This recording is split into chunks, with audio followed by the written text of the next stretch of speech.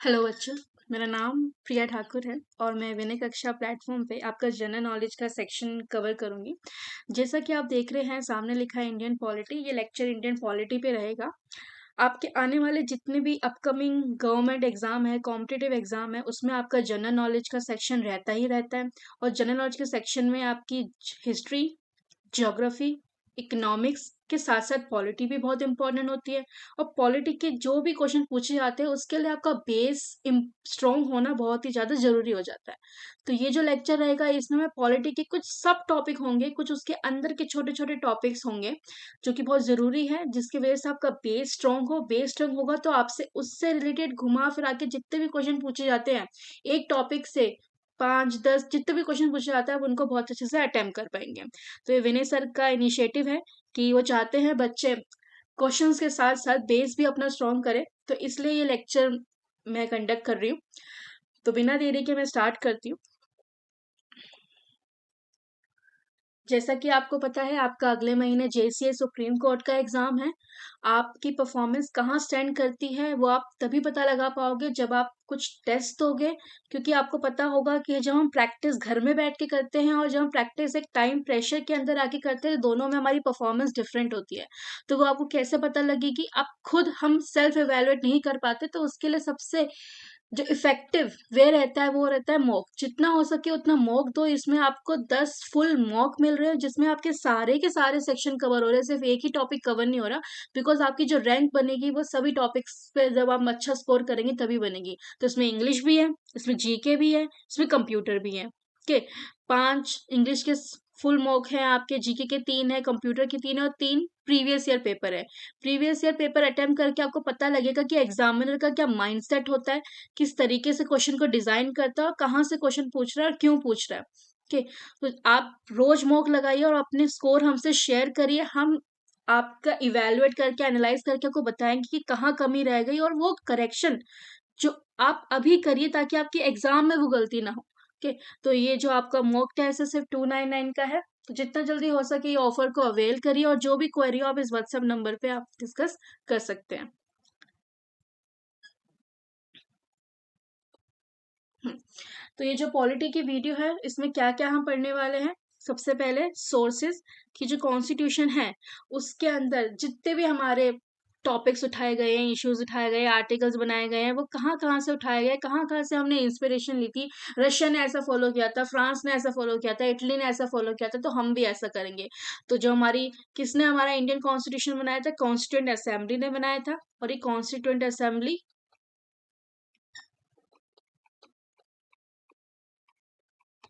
कहाँ से बन के आई थी? इंडियन नेशनल कांग्रेस से बन के आई थी। इंडियन नेशनल कांग्रेस ने अपने सारे लीडर्स को छाट छाट के जो कॉन्स्टिट्यूशन बनाने में अपना कंट्रीब्यूशन देना चाहते थे, संविधान बनाना चाहते थे, भारत का नया कानून लिखना चाहते थे, उन्होंने यहाँ पे वो सारे के सारे लोग यहाँ पे मेंबर बने। जो ड्राफ्टिंग कमेटी थी जो कॉन्स्टिट्यूशन लिखने का काम कर रही थी, बनाने का काम कर रही थी, उसके जो हेड थे वो आपके बी आर अम्बेडकर थे। सारा का सारा जो माइंड है, दिमाग है, वो सारा बी आर अम्बेडकर का लगा है कॉन्स्टिट्यूशन बनाने में। ठीक है, तो उन्हें फादर ऑफ द कॉन्स्टिट्यूशन भी बोला जाता है। सोर्सेस, फंडामेंटल राइट्स इसमें रहेंगे आपके और स्केड्यूल आपके रहेंगे। इन तीनों टॉपिक से काफी क्वेश्चंस पूछे गए हैं गवर्नमेंट के कॉम्पिटेटिव एग्जाम में, तो इसलिए ये तीनों टॉपिक बहुत इंपॉर्टेंट है, इसलिए मैंने सबसे पहले यही तीनों को चूज किया है। ठीक है, आगे सोर्सेज देखिए, स्लाइड में सारे के सारे सोर्सेज लिस्टेड हैं। आपको बस नाम जरूर याद रखना है। USSR, Japan, south Africa, Australia, Ireland, France, Canada, USA, UK. अब इनसे क्या क्या टॉपिक उठाए गए हैं वो आपको याद रखना है कि हमने फंडामेंटल ड्यूटीज बनाई। तो जो हमने फंडामेंटल ड्यूटीज अपने कॉन्स्टिट्यूशन में डाली तो उसकी इंस्पिरेशन कहाँ से मिली? बी आर अम्बेडकर ने कहाँ से उठाया? वो यूएसएसआर से उठाया, जो कि अभी करंट का क्या है आपका? रशिया है। फंडामेंटल ड्यूटीज रशिया से इंस्पायर करा है। Ideal of justice, ideas of justice कि आपका जो न्याय होना चाहिए उसके पीछे क्या सोशल जस्टिस होना चाहिए, इकोनॉमिक जस्टिस होना चाहिए। सोशल जस्टिस सामाजिक तौर पे, इकोनॉमिक आपकी आर्थिक व्यवस्था के तौर पे जस्टिस होना चाहिए, न्याय होना चाहिए। वो कहाँ से उठाया? आपका रशिया से उठाया। देखिए मैं आपको साथ साथ एक्सप्लेन क्यों कर रही हूँ, बिकॉज जब होता है कि हमें रेक्टाफिकेशन नहीं होता, जब रेक्टाफिकेशन नहीं होता तो अपने माइंड में इमेज क्रिएट करिए, उस टॉपिक की इमेज क्रिएट करिए। जैसे अगर आपके माइंड में इमेज क्रिएट होगी आप बहुत अच्छे से उसको क्लैरिफाई कर पाएंगे और अपने क्वेश्चन एग्जाम में अटेम्प्ट कर पाएंगे। जापान, जापान से हमने एक ही चीज उठाई है, procedure establish by law. Procedure establish by law क्या बताता है कि जैसे मान लो कोई ऑफेंस हुआ, कोई जुर्म हुआ, उसके बाद उसका फाइल चार्ज फाइल किया गया, फिर उसके बाद उसकी एफआईआर बनी, देन उसके बाद उसको मजिस्ट्रेट के सामने लाया गया, देन उसके बाद नेक्स्ट टाइम ट्रायल चला, फिर पनिशमेंट मिली, तो ये प्रोसीजर एस्टैब्लिश बाय लॉ। तो लॉ को कैसा प्रोसीजर एस्टैब्लिश करना चाहिए वो हमने कहाँ से उठाया, जापान से। Then South Africa, amendment of constitution. अगर आपने मेरी और जीके की वीडियोस देखी होगी तो मैंने आप में उसको बताया भी है कि कॉन्स्टिट्यूशन को अमेंड करने का यानी कि चेंज करने का, उसमें कोई भी एग्जिस्टिंग आर्टिकल है उसमें बदलाव लाना, कोई भी एग्जिस्टिंग आर्टिकल है उसको हटा देना, ठीक है, या कोई नया आर्टिकल ऐड करना, उसको बोलते हैं अमेंडमेंट ऑफ कॉन्स्टिट्यूशन। बहुत सारे इंपॉर्टेंट अमेंडमेंट्स है जो मैंने अपनी पुरानी वीडियोस में भी डिस्कस करी और इसमें भी डिस्कस करूंगी। वो हमने कहाँ से उठाया है कंसेप्ट कि कॉन्स्टिट्यूशन को भी, जो संविधान एक बार लिख गया है, क्या उसे दोबारा बदला जा सकता है? हाँ, समय के जरूरत के हिसाब से दोबारा बदलने की जरूरत पड़ती है। तो ये कहाँ से उठाया है, ये हमने कंसेप्ट साउथ अफ्रीका से उठाया। Election of a member of Rajya Sabha, आपको पता है आपके दो हाउसेज है पार्लियामेंट के, राज्यसभा और लोकसभा। लोकसभा को लोअर हाउस बोला जाता है, राज्यसभा को अपर हाउस बोला जाता है। तो राज्यसभा लोकसभा के मेंबर तो आपको पता है डायरेक्टली इलेक्ट करे जाते हैं, एमएलए और एमपी के इलेक्शंस होते हैं, और राज्यसभा का जो इलेक्शन होता है वो इनडायरेक्ट होता है, प्रेसिडेंट अपॉइंट करता है, ठीक। और हर स्टेट से कुछ रिप्रेजेंटेटिव चुने जाते हैं, तो इसको काउंसिल ऑफ स्टेट भी बोला जाता है। क्या बोला जाता है, बहुत अच्छे से ध्यान रखना, इसका नाम काउंसिल ऑफ स्टेट। अगर आप कॉन्स्टिट्यूशन पढ़ेंगे तो कॉन्स्टिट्यूशन की लैंग्वेज में हर जगह काउंसिल ऑफ स्टेट लिखा नजर आएगा आपको। तो काउंसिल ऑफ स्टेट के मेंबर्स का इलेक्शन कैसे होगा, वो साउथ अफ्रीका से हमने उठाया। Next, government of India act 1935। कभी कभी इसे हम मिनी कॉन्स्टिट्यूशन भी बोलते हैं। मिनी कॉन्स्टिट्यूशन क्यों बोला जाता है, क्योंकि ये सबसे मेजर सोर्स है आपके इंडिया के संविधान का। जब जीओआई एक्ट बना तो ऑलमोस्ट सारे के सारे प्रोविजन, कुछ जो छोड़ के सारे के सारे प्रोविजन जीओआई एक्ट 1935 में मेंशन थे, वो हमने सारे अपने कॉन्स्टिट्यूशन में एज इट इज के as it is B R Ambedkar ने उसको पुट किया। Next, state and joint public services. आपको पता होगा पीसीएस के एग्जाम, ठीक है, वो पहले भी होते थे, तो पहले भी होते थे, तो वो कैसे कंडक्ट करने चाहिए, ये सारा हमने गवर्नमेंट ऑफ इंडिया एक्ट से उठाया। ऑफिस ऑफ जीओआई, हमारा गवर्नमेंट का एक ऑफिस होना चाहिए। फेडरल स्कीम, फेडरल स्कीम क्या कहती है कि जो इंडिया है वो फेडरलिज्म को फॉलो करता है। फेडरलिज्म को क्या फॉलो करता है, वो ये कहता है कि सिर्फ एक गवर्नमेंट नहीं है, आपकी गवर्नमेंट के डिफरेंट डिफरेंट लेवल्स है जो पूरे इंडिया को गवर्न करती है। सेंट्रल गवर्नमेंट भी है, स्टेट गवर्नमेंट भी है, स्टेट गवर्नमेंट के बाद आपकी म्यूनिसिपैलिटीज और पंचायत भी है। तो ये क्या है, लेवल ऑफ गवर्नमेंट। तो लेवल ऑफ गवर्नमेंट क्या है बताती है, फेडरलिज्म का हम क्या फॉलो करते हैं, स्पिरिट फॉलो करते हैं। तो फेडरल स्कीम कहाँ से, जीओआई एक्ट 1935 से। ऑस्ट्रेलिया, ऑस्ट्रेलिया से हमने क्या उठाया, कंकरेंट लिस्ट उठाई है। अगर आपको याद आ रहा हो, मैंने पुराने वीडियोस में क्वेश्चन जब डिस्कस करती थी तो वहां डिस्कस करा, एक होता है आपका स्टेट लिस्ट, एक होता है आपका यूनियन लिस्ट, एक होती है आपकी कंकरेंट लिस्ट। स्टेट लिस्ट में वो सारे के सारे इश्यूज और टॉपिक मेंशन है जिससे रिलेटेड डिसीजन सिर्फ और सिर्फ स्टेट ले सकती है, जैसे महाराष्ट्र, जैसे हरियाणा। और यूनियन लिस्ट में वो सारे के सारे टॉपिक है जैसे डिफेंस, इंटरनेशनल अफेयर, उसमें सिर्फ यूनियन गवर्नमेंट इंटरफेयर करती है, उससे रिलेटेड डिसीजन आपका हरियाणा, पंजाब ये सब नहीं लेते, ठीक है, सिर्फ यूनियन और नेशनल गवर्नमेंट इंटरफेयर करती है।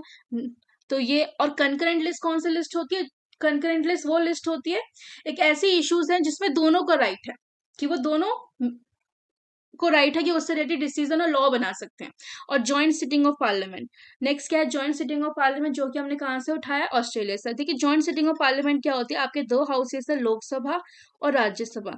कभी कभी कुछ ऐसा होता है, कोई बिल है जो लोकसभा ने पास कर दिया लेकिन राज्यसभा उसे पास कर ही नहीं रखा, ठीक है, वो वहीं का वहीं अटका हुआ है, तो उस चीज को हटाने के लिए, एक कंक्लूजन लाने के लिए और बिल को पास करने के लिए, कैंसिल करने के लिए, फाइनल डिसीजन लेने के लिए प्रेसिडेंट क्या बुलाता है, जॉइंट सिटिंग बुलाता है पार्लियामेंट की, कि दोनों मिलकर डिसाइड कर लेंगे, जो मेजोरिटी कहेगी वही होगा, ठीक, देन वो बिल आपका एक्ट बन जाता है। Ireland, concept of director principle of state policy, मुझे नहीं लगता मुझे इसके बारे में बहुत डिटेल में बताने की जरूरत है। डीपीएसपी क्या है सबको पता है। मैं हर बार जितने भी लेक्चर्स हुए हैं, जितने भी मैंने क्वेश्चंस डिस्कस करे हैं, जितनी भी वीडियोस बनाई है, उसमें कहीं ना कहीं डीपीएसपी और फंडामेंटल राइट आया ही आया है। तो फंडामेंटल राइट्स आपके बेसिक राइट्स है जो आपके आर्टिकल 12 से 35 तक है, और 36 से 51 आपके डीपीएसपी हैं। डीपीएसपी क्या है, ये in they are positive in nature और fundamental right negative in nature है, बिकॉज अगर आपके बेसिक राइट आपसे छीने जाते हैं तो इवन आप गवर्नमेंट के against, union government of India के अगेंस्ट भी क्या कर सकते हैं, केस फाइल कर सकते हैं सुप्रीम कोर्ट और हाई कोर्ट पे।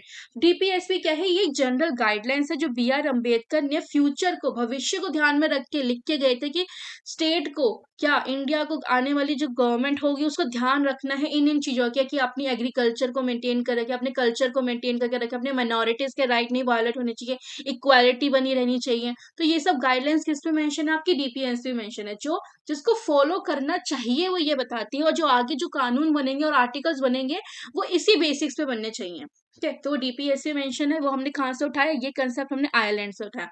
Method of election of president, हमारा प्रेसिडेंट का इलेक्शन डायरेक्ट नहीं होता, आपको पता है, तो वो आयरलैंड से हमने उठाया। कैसा होना चाहिए, कितनी कौन कौन इलेक्ट करेगा, कितनी मेजोरिटी चाहिए आपको, कब होना चाहिए, तो वो सब आयरलैंड से उठाया। राज्यसभा के मेंबर्स का नॉमिनेशन, अब आपको मैंने अभी राज्यसभा का इलेक्शन वाला जो कंसेप्ट है वो हमने साउथ अफ्रीका का लिया, और राज्यसभा के मेंबर का नॉमिनेशन किस बेसिस पे करा जाएगा, कौन कौन कौन रिप्रेजेंटेटिव होगा डिफरेंट डिफरेंट स्टेट से, कैसे होंगे, उसका प्रोसीजर कहाँ है, उसका प्रोसीजर हमने आयरलैंड की कॉन्स्टिट्यूशनल कंसेप्ट से उठाया।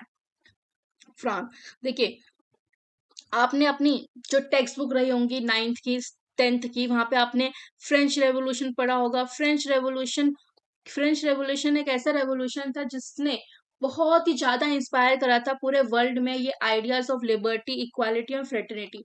यहीं से कंसेप्ट उठ के आया था जब वहां के लोगों ने लड़ाई लड़ी थी कि हमें समानता चाहिए, हमें फ्रीडम चाहिए, हमारे में ब्रदरहुड और यूनिटी होनी चाहिए, भाईचारा होना चाहिए। तो ये सारे के सारी वैल्यूज, फ्रीडम वैल्यूज कहाँ से उठ के आए थे, फ्रेंच रेवोल्यूशन। हमने फ्रांस को लड़ते हुए देखा कि वहां के लोग जब लड़के जीत सकते हैं और अपना संविधान खुद बना सकते हैं, डेमोक्रेसी ला सकते हैं, लोकतंत्र ला सकते हैं अपने आप, और फॉरेन रूल अगर कोई उन पे कर रहा होता है उनकी जमीन पे आके और उसको हटा सकते हैं, तो फिर हम क्यों नहीं हटा सकते। तो वहां से ये आइडियल वैल्यूज उठाई गई, वहीं से इंस्पिरेशन ली गई है। और ये लिबर्टी, इक्वालिटी, फ्रेटर्निटी का आइडिया अगर हमारे भारत की कॉन्स्टिट्यूशन में है तो वो कहाँ से उठाया गया, फ्रांस से उठाया गया। Next, Canada. कनाडा से क्या क्या लिया गया, scheme of federation with a strong centre. देखिए मैंने अभी आपको बताया कि हमारी स्पिरिट ऑफ फेडरलिज्म है, जो government of India of act है। अब फेडरलिज्म में ये तो बताता है कि एक सेंट्रल गवर्नमेंट होनी चाहिए, स्टेट गवर्नमेंट होनी चाहिए, देन उससे नीचे लेवल पे आपकी एमसीडी और पंचायत होनी चाहिए। कि लेकिन अगर जब स्टेट और पंचायत सही से काम नहीं करेंगे तो कौन ओवर रूल करेगा, ऐसे सेंट्रल रूल करेगा। तो हमारे जो सेंटर है वो क्या है, स्ट्रॉन्ग है। स्टेट और म्यूनिसिपलिटी इन सबको भी पावर है, लेकिन अगर प्रेसिडेंट रूल, आपने सुना होगा आर्टिकल 356 में प्रेसिडेंट रूल लगता है, स्टेट इमरजेंसी लग जाती है अगर स्टेट सेंटर को फॉलो नहीं कर रहा होता, के कुछ ऐसा कर रहा होता है जो हमारे संविधान के कॉन्स्टिट्यूशन को वायलेट कर रहा होता, तो वहां पे सेंट्रल रोल में आती है और वहां प्रेसिडेंट रूल लग के सिर्फ क्या बन जाती है, वो यूनिटरी गवर्नमेंट उस स्टेट को कंट्रोल करना स्टार्ट कर देती है। तो हमारा जो स्कीम ऑफ फेडरेशन है वो कैसा है, फेडरेशन तो है, पावर तो दी जाएगी सबको, लेकिन सेंटर क्या रहेगा, स्ट्रांग रहेगा। सेंटर क्या रहेगा, स्ट्रांग रहेगा। ये कंसेप्ट कहाँ से उठा है, कनाडा से। Distribution of power between centre and state, हमारे जो सेंटर और स्टेट के है उसके बीच में कैसे कैसे पावर को डिवाइड करना चाहिए, कौन कौन किस किस इश्यूज को हैंडल करेगा, कितना पैसा किसके पास होना चाहिए, कौन पुलिस को देखेगा, कौन प्रिजन का सिस्टम देखेगा, कौन एजुकेशन देखेगा, कौन एग्रीकल्चर देखेगा, कौन ट्रेड देखेगा। ठीक है, ये सब किस में मेंशन है आपका, कनाडा की हमने कॉन्स्टिट्यूशन से ही उठाया। तो residuary power with the centre, देखिए आपको मैंने स्टेट लिस्ट बताई, कंकरेंट लिस्ट बताई, यूनियन लिस्ट बताई, जो कि हमने ऑस्ट्रेलिया से लिए। रेजिडरी पावर क्या होती है, कुछ ऐसे इश्यूज है जो मेंशन ही नहीं है, state list, union list, concurrent list में मेंशन ही नहीं है। एआई पहले था ही नहीं तो मेंशन ही नहीं है, क्रिप्टो करेंसी पहले थी नहीं तो मेंशन ही नहीं है, मशीन लर्निंग पहले थी ही नहीं तो मेंशन ही नहीं है। तो उससे रिलेटेड कानून तो चाहिए, लॉ तो चाहिए, क्यों, बिकॉज उससे रिलेटेड आपके क्या हो रहे, क्राइम हो रहा है, साइबर क्राइम हो रहा है। तो ये जो इश्यूज थे जो कभी मेंशन ही नहीं थे, तो उस वो सारे के सारे टॉपिक्स किसमें आ जाती है, रेजिडरी पावर में आ जाती है, जिसपे लॉ कौन बनाता है, सेंट्रल गवर्नमेंट लॉ बनाती है। तो ये आइडिया, ये इंस्पिरेशन कहाँ से ली, कहाँ से उठाया कंसेप्ट, अभी जरूरी तो था, तो कहाँ से उठाया हमने, कनाडा के कॉन्स्टिट्यूशन से उठाया। Next, USA, United state of America. America, हमारा कॉन्स्टिट्यूशन लिखा होना चाहिए, ये इंस्पायर्ड हम थे यूएसए से। वाइस प्रेसिडेंट का अपर हाउस को एक्स ऑफिशियल चेयरमैन बोला जाएगा। आपके जो वाइस प्रेसिडेंट होते हैं, ये है आपका आर्टिकल 52, 63 में बोला गया है कि जो आपके वाइस प्रेसिडेंट होते हैं, 64 में आपके जो वाइस प्रेसिडेंट होते हैं उनको राज्यसभा का क्या बनाया जाता है, एक्स ऑफिशियल चेयरमैन बनाया जाता है। एक्स ऑफिशियल चेयरमैन का मतलब क्या है, एक्स ऑफिशियल चेयरमैन का मतलब ये है कि जैसे कोई वाइस प्रेसिडेंट बनता है उसे अपर हाउस यानी कि राज्यसभा का क्या मिल जाता है, चेयरमैन की पोजीशन मिल जाती है। फंडामेंटल राइट्स बहुत ही इंपॉर्टेंट है, आपके फंडामेंटल राइट्स का कंसेप्ट आपने कहाँ से लिया, अमेरिका से लिया है। सुप्रीम कोर्ट होना चाहिए हमारे पास एक, वो कहाँ से उठाया हमने कंसेप्ट, अमेरिका से इंस्पिरेशन लेके उठाया। हमारी जो जुडिशरी होनी चाहिए वो बिल्कुल इंडिपेंडेंटली काम करनी चाहिए, कोई लेजिस्लेचर, कोई एमपी, कोई एमएलए उसके काम में, वर्किंग में, ऑपरेशन में इंटरफेयर नहीं करेगा। ये कौन कहाँ से उठाया हमने, अमेरिका से उठाया। प्रियम्बल एक इंट्रोडक्टिव स्टेटमेंट है, we the people of India, वो पूरा का पूरा पैराग्राफ है, आप गूगल आउट कर सकते हैं। उसमें अपने लिबर्टी है, हम सेक्युलर, हम सॉवरन है, रिपब्लिक है, डेमोक्रेटिक है, वो सारे के सारे हमारे basic structure of the constitution के जो पार्ट है वो हमने मेंशन कर रखे हैं। वो एक इंट्रोडक्टिव स्टेटमेंट है जो कॉन्स्टिट्यूशन संविधान लिखने से पहले बनाई गई थी, कि पूरा का पूरा संविधान सिर्फ और सिर्फ इन वैल्यू से बेस्ड होना चाहिए। वो क्या, प्रियम्बल। क्यों, तो ये प्रियम्बल हमारा होना चाहिए कि नहीं होना चाहिए, ये कंसेप्ट हमने कहां से उठाया, यूएसए से उठाया। लास्ट आपका बचता है United kingdom, rule of law से ऊपर यहाँ पे कोई नहीं है, कानून के सामने सब इक्वल है। ये कंसेप्ट कहाँ से उठा है, यूनाइटेड किंगडम ब्रिटेन से। कैबिनेट सिस्टम आपको पता है कि जब जैसे ही प्राइम मिनिस्टर बनता है वो अपनी कैबिनेट बनाता है, सबको मिनिस्ट्री देता है, important important ministry, defence, international home affair, international affairs, education, human resource, इन सबकी मिनिस्ट्री देता है, इलेक्ट्रिसिटी, रेलवेज, तो वो किसमें आती है, कैबिनेट में आती है। प्रेरोगेटिव रिट्स, अब रिट्स क्या होते हैं, जैसे मैंने आपको बताया आर्टिकल 32 और आर्टिकल 226 के अकॉर्डिंग आप सुप्रीम कोर्ट और हाई कोर्ट को क्या कर सकते हैं, अप्रोच कर सकते हैं, जा सकते हैं, कंप्लेन फाइल कर सकते हैं। इवन गवर्नमेंट के अगेंस्ट, अपनी भारत सरकार के अगेंस्ट भी आप केस फाइल कर सकते हैं, अगर आपको आपके फंडामेंटल राइट्स नहीं दिए जाते, right to equality, right to freedom अगर आपको नहीं दिया जाता। ओके, तो ये कंसेप्ट कहाँ से उठाया कि ऐसा होना चाहिए, ऐसा ही होना चाहिए, कहाँ से उठाया हमने, यूनाइटेड किंगडम से, ब्रिटेन गवर्नमेंट से, ब्रिटिश गवर्नमेंट से। पार्लियामेंट्री गवर्नमेंट, हमारी गवर्नमेंट क्या है, पार्लियामेंट्री है, यहाँ पे राज्यसभा लोकसभा दो हाउसेज है, बाइकैमरल पार्लियामेंट बोलते हैं उसे। तो ये हमारा यूनाइटेड किंगडम, क्योंकि ब्रिटेन ही अभी आके रूल कर रहा था, तो हमारा जो ये प्रोसीजर है कि पार्लियामेंट होना चाहिए, पॉलिटिक्स ऐसी होनी चाहिए, ये सारा कंसेप्ट हमने पहले से इंस्पायर्ड थे ब्रिटेन से, और उसी से क्या थे, बहुत ही ज्यादा अवरुक थे, अवेयर थे कि ऐसे ही चलना चाहिए हमारा पॉलिटिकल सिस्टम। सीएजी का office, controller and auditor general of India. Controller and auditor general of India क्या करता है, आपके गवर्नमेंट के अकाउंट को ऑडिट करता है कि जो काम हुआ है प्रॉपर चेक एंड बैलेंस बन रहा है, कि सारे एविडेंसेस को चेक करेगा वो हर साल को, कि जितना भी खर्चा हुआ है उसकी रिसीट कहाँ है, ठीक है, और वो सीएजी उसे अप्रूव करता है। सिंगल सिटीजनशिप, जैसे देखिए अमेरिका डुअल सिटीजनशिप देता है, इंडिया सिर्फ सिंगल सिटीजनशिप देती है। ऐसा नहीं होता कि आपको हरियाणा की अलग सिटीजनशिप मिलती है और आपकी इंडिया की अलग सिटीजनशिप होती है। जो एक आधार कार्ड है पूरे इंडिया में काम करता है। Single citizenship. Law making procedure, जो हमारा कानून बनना चाहिए, पहले बिल बनता है, राज्यसभा लोकसभा पास करता है, फिर राज्यसभा पास करता है, फिर वो प्रेसिडेंट उसे असेंट देता है, प्रेसिडेंट की साइन होती है, वो हमारा बिल क्या बन जाता है, एक्ट बन जाता है। ये प्रोसीजर कहाँ मेंशन है, कहाँ से उठाया हमने इसका प्रोसेस, यूनाइटेड किंगडम से उठाया। ठीक है, तो आपके यहाँ पे सारे के सारे सोर्सेज कवर हो चुके हैं। मुझे नहीं लगता है इससे बाहर कोई एक भी एक्स्ट्रा सोर्सेज बचता है जो आपके एग्जाम में अब तक पूछा गया है, अब तक पूछा गया है। तो जितने भी सोर्सेज है इनको बहुत अच्छे से याद कर लो। मैंने आपको साथ साथ हल्का हल्का लिंक देके समझाया ताकि इसको माइंड में इमेज क्रिएट करके स्टोर कर लो। Fundamental duties USSR, parliamentary government United Kingdom, written constitution USA, France revolution आया था, लिबर्टी इक्वालिटी फ्रेटर्निटी का आइडिया वहां से, ऐसे ऐसे याद कर लीजिए। Next, fundamental rights part 3। आपके जो पूरा कॉन्स्टिट्यूशन है कुछ पार्ट्स में डिवाइडेड है, first part, second part, third part, fourth part. तो थर्ड पार्ट में आपके फंडामेंटल राइट्स है, जिसमें आपके आर्टिकल्स 12 से 35 तक की बात होती है। ठीक है, तो थोड़ा डिटेल में देख लेते हैं। तो आपके जो सबसे पहले जो आपका आर्टिकल आता है वो कहाँ, 12 और 13 में आपको ऐसे ही बता देती हूँ। 12 किसकी बात करता है,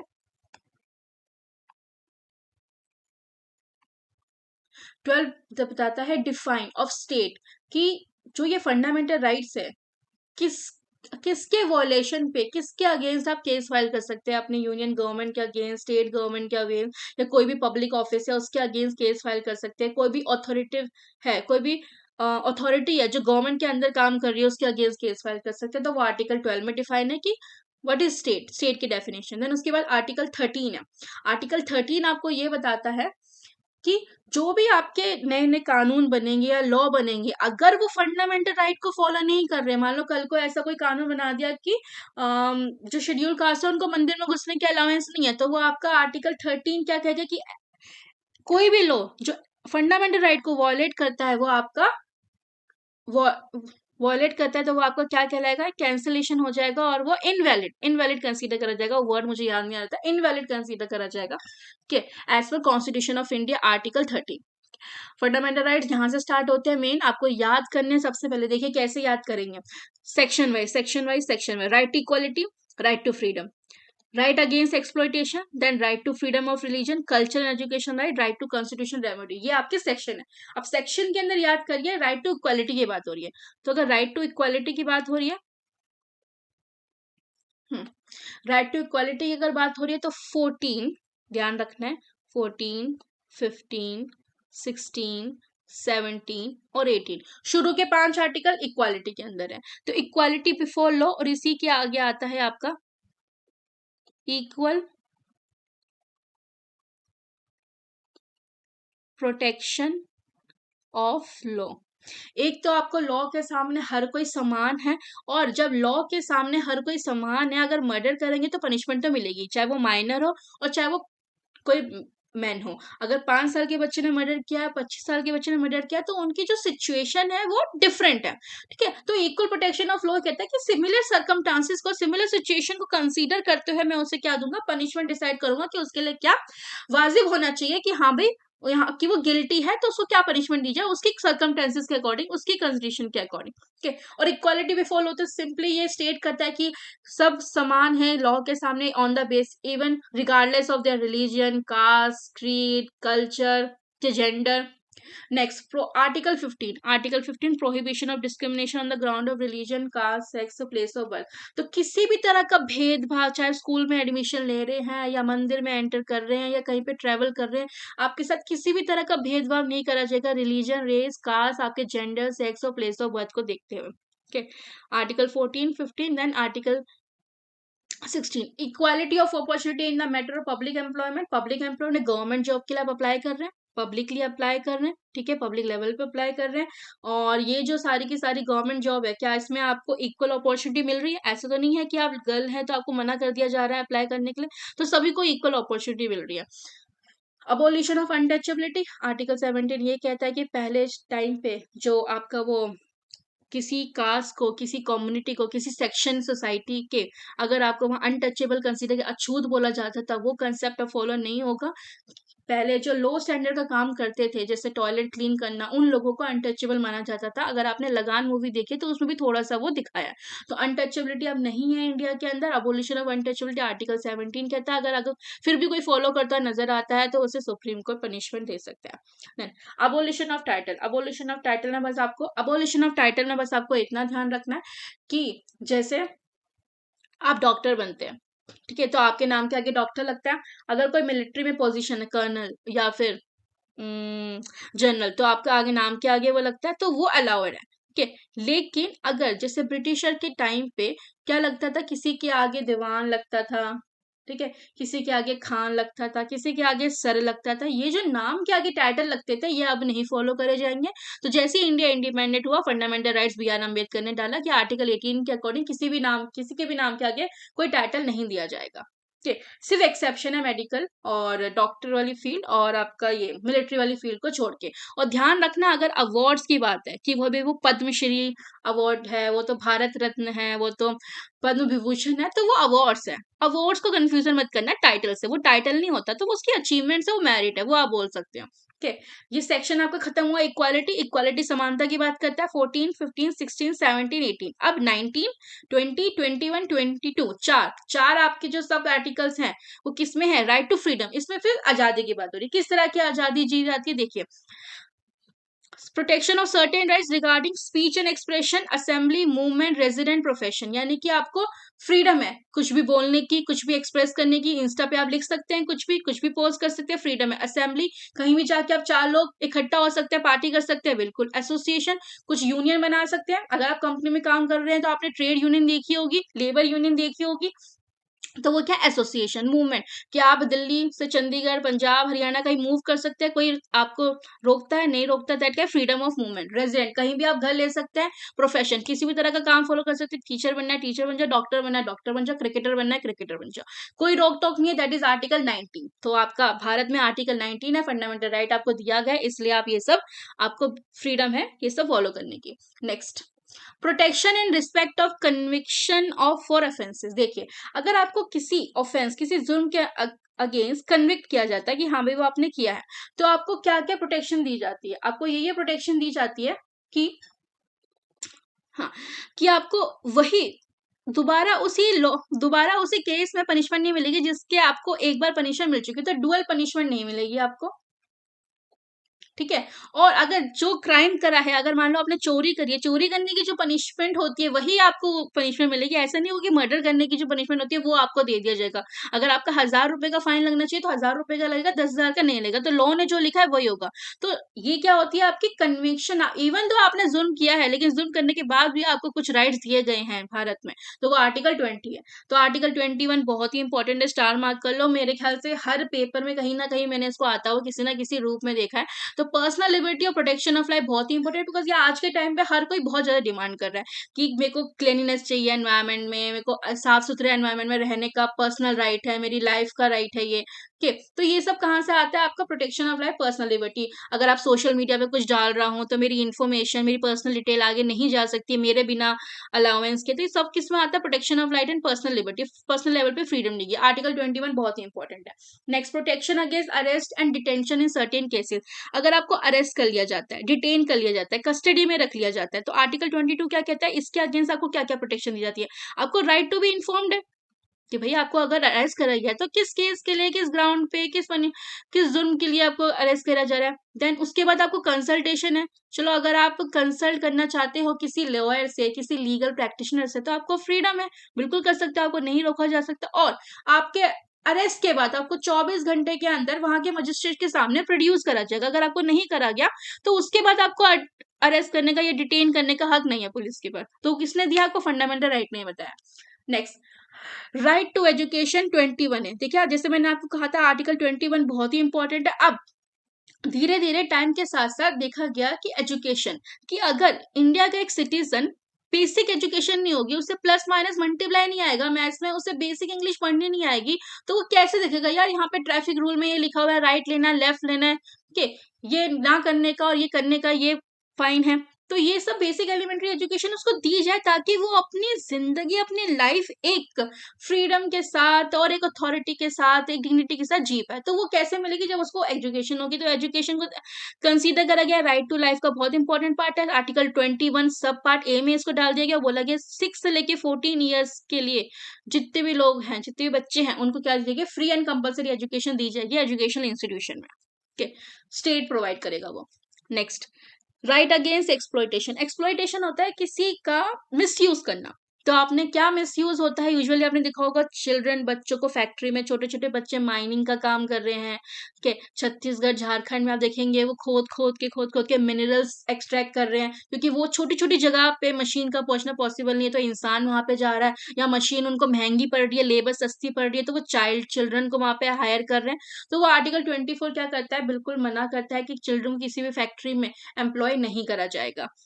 आर्टिकल 23 क्या कहता है? फोर्स लेबर और ह्यूमन ट्रैफिकिंग। ह्यूमन ट्रैफिकिंग तो आप समझ गए, ह्यूमंस का सेल करना, खरीदना और बेचना इंसानों का नहीं चलेगा। फोर्स लेबर होता है किसी को जबरदस्ती किसी भी तरह का काम, लेबर का काम नहीं करा जाएगा। That article 23। Next, right to freedom of religion, यानी कि धर्म। अब धर्म से रिलेटेड जितने भी आपको फ्रीडम दी गई, आजादी दी गई अपने भारत में, कि आप किसी भी तरह का धर्म कभी भी किसी भी टाइम प्रोफेस कर सकते हैं, फॉलो कर सकते हैं, प्रैक्टिस कर सकते हैं, प्रोपगेट कर सकते हैं, जाके किसी से बात कर सकते हैं, सुन सकते हैं, वो आर्टिकल 25 कहता है। आर्टिकल 26 कहता है अपने रिलीजियस अफेयर आप खुद मैनेज कर सकते हैं। अगर आप किसी पर्टिकुलर धर्म के सेक्शन से बिलोंग करते हैं तो वहां से आप अपने उसके नाम पे, उस सेक्शन के नाम पे आप क्या ले सकते हैं? एक प्रॉपर्टी खरीद सकते हैं, मूवेबल प्रॉपर्टी खरीद सकते हैं, इमूवेबल प्रॉपर्टी खरीद सकते हैं। कोई चैरिटी इंस्टीट्यूशन खोलना चाहो तो खोल सकते हैं, कोई अलग से इंस्टीट्यूशन खोलना चाहो तो खोल सकते हैं। तो कोई रोक टोक नहीं है। तो रिलीजियस अफेयर आप अपने खुद मैनेज कर सकते हैं। फ्रीडम फ्रॉम टैक्सेशन और promotion of any particular religion, किसी भी तरह का टैक्स नहीं चार्ज करा जाएगा अगर प्रमोशन एनी पर्टिकुलर रिलीजन में। आर्टिकल 27 कहता है। नेक्स्ट, आर्टिकल 28 बहुत ही इंपॉर्टेंट है। Attendance, freedom of attendance of any religious instruction, religious workshop in certain education institution, किसी एजुकेशन इंस्टीट्यूशन इंस्टीट्यूशन में किसी तरह के रिलीजियस धर्म के नाम पे, धर्म से रिलेटेड कोई इंस्ट्रक्शन, कोई गाइडेंस, कोई नॉलेज, कोई अवेयरनेस दी जा रही है, बाइबल, गीता, इन सब के बारे में बताया जा रहा है, तो आप आराम से सुन सकते हो और आपको बिल्कुल फ्रीडम है वो अटेंड करने का। आर्टिकल 20 है, कोई आपको रोकेगा नहीं। नेक्स्ट, ये सेक्शन खत्म हुआ आपका रिलीजन का, याद रखना है 25, 26, 27, 28। फिर कल्चर एजुकेशन राइट, सिर्फ क्या है 29 और 30, 29 और 30। कल्चर एजुकेशन राइट क्या इसमें है, प्रोटेक्शन ऑफ मैन। यूजुअली देखो ऐसा देखा गया, जब भारत बना था तो हिंदू अगर मेजोरिटी में था तो उनका कल्चर और लैंग्वेज कहीं ना कहीं बचा हुआ था, बिकॉज लोग बोल रहे थे, यूज कर रहे थे। लेकिन माइनॉरिटी जो बहुत ही कम पॉपुलेशन थी वो अपना कल्चर एजुकेशन नहीं बचा पा रही थी, तो भारत ने, डेमोक्रेसी ने क्या उनको राइट दिया, फंडामेंटल राइट दिया कि आपको बिल्कुल फ्रीडम है, आप अपने मिनोरिटीज के अंदर, अपने ग्रुप के अंदर अपने इंटरेस्ट को प्रोटेक्ट कर सकते हैं। और नेक्स्ट, कोई भी अगर आपको एडमिनिस्ट्रेशन इंस्टीट्यूशन या एजुकेशन इंस्टीट्यूशन बनाना है ताकि आपका कल्चर फॉलो, ताकि आप चाहते हो आपके लोग आपकी भाषा सीख पाए, तो बिल्कुल फ्रीडम है आर्टिकल 30 के अंदर वो आपको बनाने की। लास्ट आपका आता है राइट टू कॉन्स्टिट्यूशनल रेमेडीज।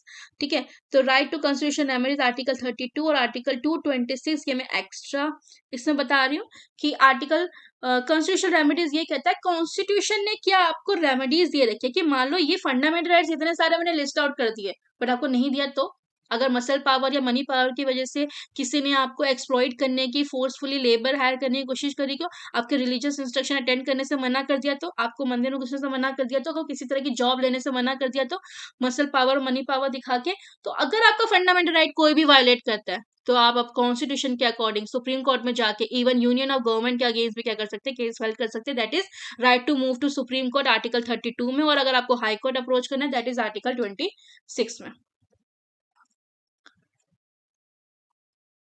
अब मैंने साइड में कुछ इंपॉर्टेंट नोट मेंशन कर रखे हैं, वो आप पढ़ सकते हैं। क्या क्या लिखा है मैंने, लिखा है कि freedom of press is implicit in the article 19। Article 19 क्या कहता है कि आपको freedom of speech and expression, आप जो बोलना चाहे बोल सकते हो, जो एक्सप्रेस करना चाहे एक्सप्रेस कर सकते हो। तो प्रेस को बोलने की फ्रीडम, प्रेस को प्रिंट करने की फ्रीडम, इवन गवर्नमेंट के अगेंस्ट किसने दी है, फंडामेंटल राइट्स ने दिया।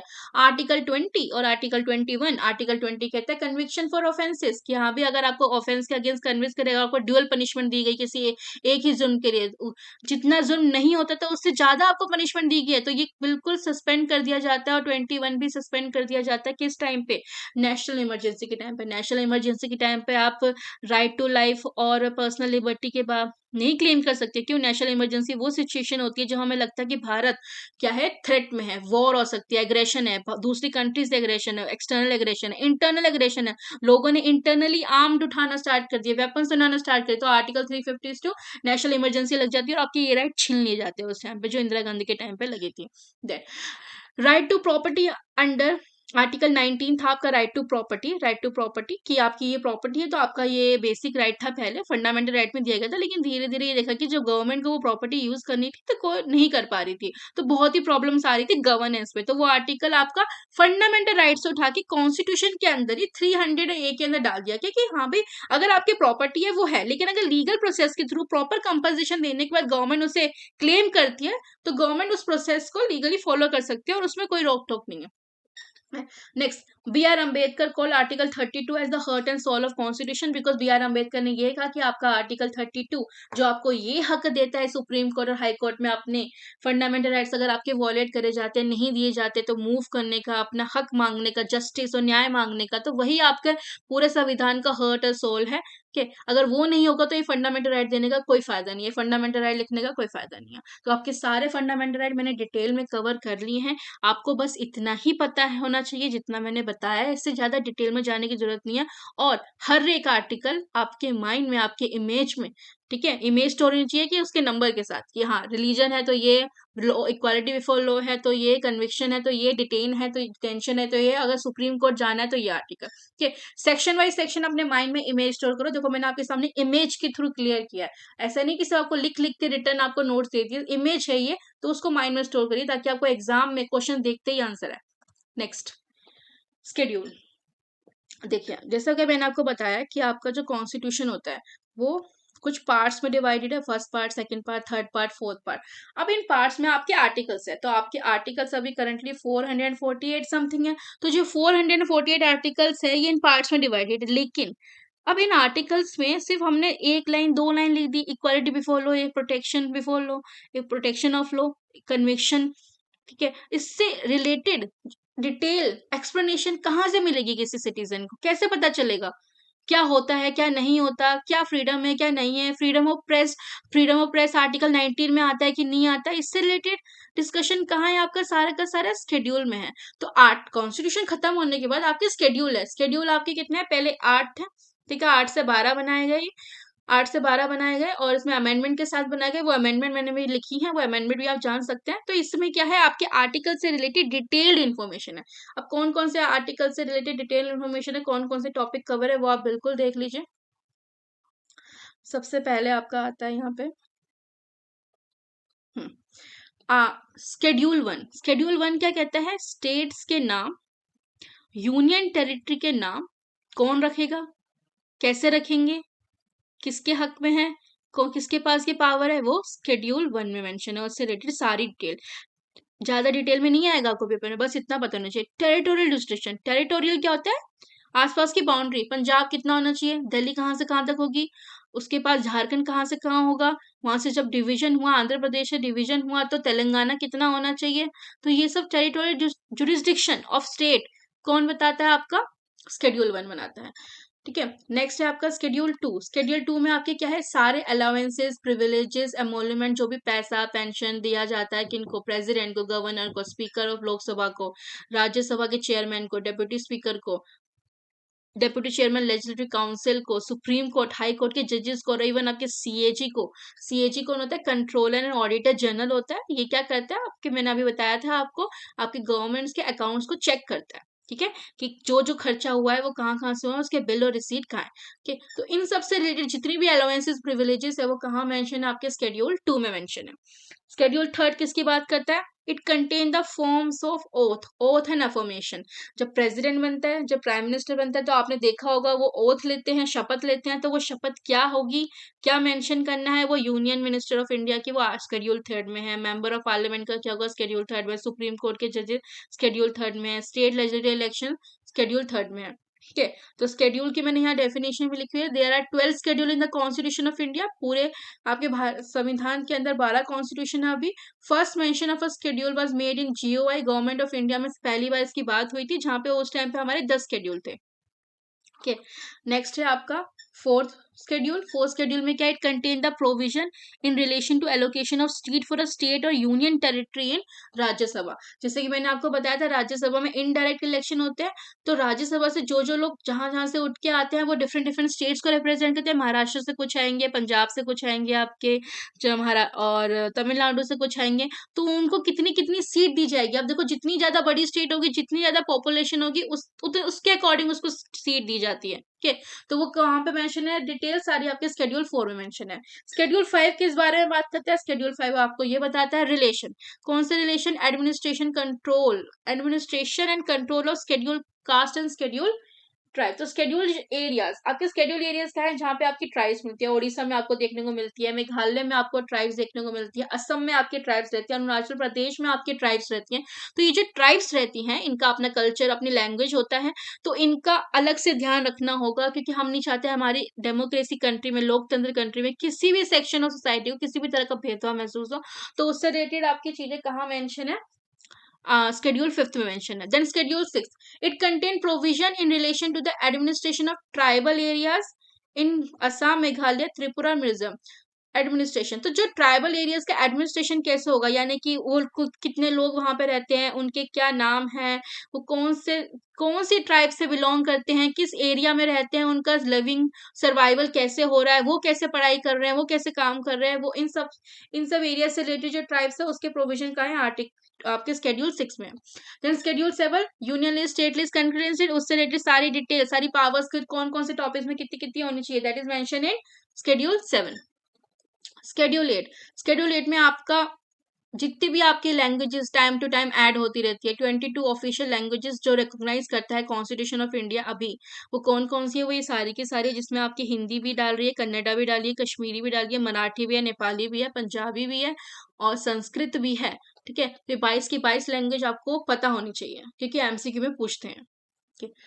स्केड्यूल 9 ये अमेंडमेंट के थ्रू आया था। ये मैंने अभी आपको बताया कि हमारे पास 8 स्केड्यूल थे, अमेंडमेंट चेंज लाया गया के संविधान के अंदर, ठीक, कॉन्स्टिट्यूशन अमेंड करा गया, फिर ये ऐड करा गया। इसमें क्या था, it deals with the state tax and regulation of that deal with land reform. Land reform, जब हमारा भारत आजाद हुआ था तो लैंड का डिस्ट्रीब्यूशन बहुत बड़ी प्रॉब्लम थी, जमींदारी सिस्टम अभी हटा था।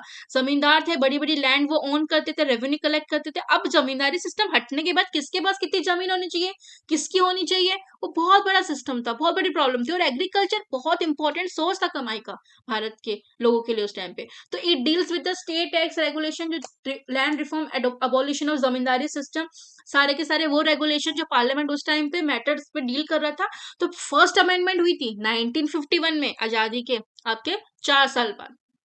Added the ninth schedule to protect the laws included in it from judicial scrutiny on the ground of violation of fundamental right। ये बोला गया कि इसमें अभी जुडिशियल नहीं इंटरफेयर करेगा, फर्स्ट अमेंडमेंट 1951 के थ्रू। लेकिन 2007 में जैसा कि इसमें लिखा है, सुप्रीम कोर्ट ने अपनी जजमेंट बोली कि जुडिशियल रिव्यू तो होगा। आर्टिकल 1973 के बाद जितने भी आपके वो बने हैं, लॉ बने, कानून बने, आप उसको नहीं बचा सकते जुडिशियल रिव्यू से। जुडिशियल रिव्यू क्या होता है कि सुप्रीम कोर्ट ये डिसाइड करेगा लॉ बनने के बाद कि वो कॉन्स्टिट्यूशनली वैलिड है कि नहीं, कॉन्स्टिट्यूशन को फॉलो कर रहा है कि नहीं। अगर कॉन्स्टिट्यूशन को फॉलो ना करता हो दिखता है तो कॉन्स्टिट्यूशन, तो सुप्रीम कोर्ट उसे इनवैलिड बोल सकता है, इवन दो वो पार्लियामेंट ने बनाया, इवन दो प्रेसिडेंट उसे असेंट दे चुका है। ठीक है, जुडिशियल रिव्यू बहुत इंपॉर्टेंट टॉपिक है, देख लेना। नेक्स्ट आपका है schedule 10। It contain provision related to disqualification करना मेंबर ऑफ पार्लियामेंट का स्टेट लेजिस्लेटर। आपके जो एमपी और एमएलए से एक बार बन जाते हैं, इसका मतलब ये नहीं है कि हम हमेशा हमेशा के लिए 5 साल के लिए उनका टेन्योर फिक्स हो गया। जिस टाइम पे लगता है कि भाई वो जो लॉ है आपके पार्टी से रिलेटेड नहीं फॉलो कर रहे, तो उसके लिए एक एक्ट बनाया गया एंटी डिफेक्शन लॉ, कि वो अब कभी किसी और पार्टी को स्विच कर रहे हैं, पार्टी को ही चीट कर रहे हैं, ठीक, तो वहां पे क्या होगा, 52nd अमेंडमेंट एक्ट के थ्रू 1985 में एंटी डिफेक्शन लॉ डाला गया। और इसमें एमपी और एमएलए को कब डिस्क्वालीफाई करा जाए, किस बेसिस पे डिस्क्वालीफाई करी जाए, और एक बार डिस्क्वालीफाई हो जाए तो दोबारा री इलेक्ट करना है कि नहीं करना, वो सारे के सारे प्रोविजन से रिलेटेड डिटेल आपके शेड्यूल 10 में है। Schedule 11 provision related to power, authority, responsibility panchayat. Panchayat बहुत बाद में जो हमने इसकी इंपॉर्टेंस रियलाइज करी थी कि स्टेट गवर्नमेंट की बात छोटे छोटे लेवल पे, ग्राउंड लेवल पे भी हमें गवर्नेंस की नीड है, और वो यूनियन गवर्नमेंट सेंटर में बैठ के, दिल्ली में बैठ के नहीं कर पा रही है। ठीक, तो उसे क्या बनानी है, छोटी छोटी पंचायत बनानी है। उसमें 29 मैटर्स थे उस टाइम पे। तो वो किसके थ्रू आया, 73rd एक्ट ऑफ 1992, बहुत ही इंपॉर्टेंट है, याद कर लेना। 73rd अमेंडमेंट 1992 के थ्रू हमारे पंचायत को ऐड करा गया, जो कि शेड्यूल 11 में डाला गया। शेड्यूल 12 में क्या डाला गया, आपका लास्ट है, आपका deals with the provision that specify the power, authority, responsibility किसकी, म्युनिसिपैलिटी। पंचायत तो गांव के लेवल पे हो गए, म्युनिसिपैलिटी आपके अर्बन एरियाज के लेवल पे हो गए, जैसे दिल्ली। ठीक है, तो वो 73rd अमेंडमेंट थी, ये 74 अमेंडमेंट थी उसी साल की।